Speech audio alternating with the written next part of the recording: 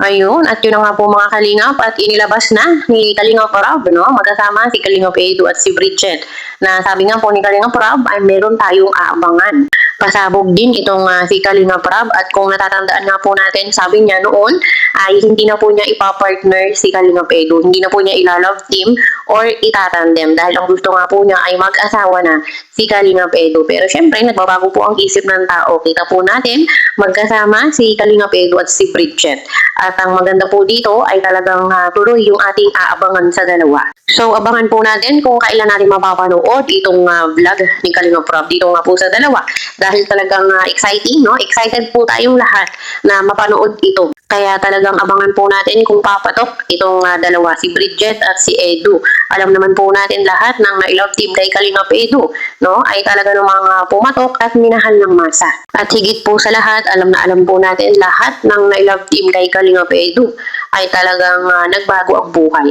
Kaya tignan po natin kung saan hahantong ito nga po Edu at Bridget. Kung ito ba ay papatok sa masa, kung tatangkilikin ba ng marami. Pag pumatok, di panibago na naman, no? Panibagong pambabash na naman.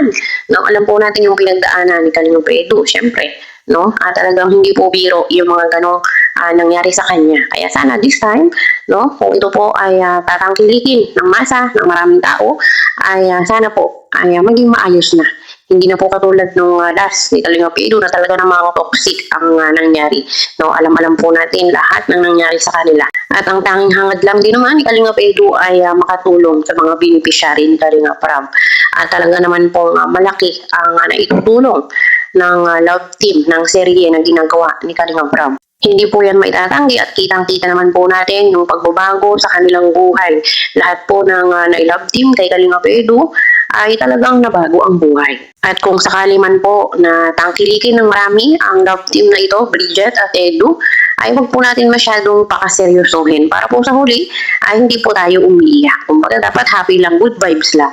No, huwag po natin masyadong dibdibin pag may mga issue, no? Huwag po tayong magpaka-stress. Dapat happy lang, happy lang, love lang.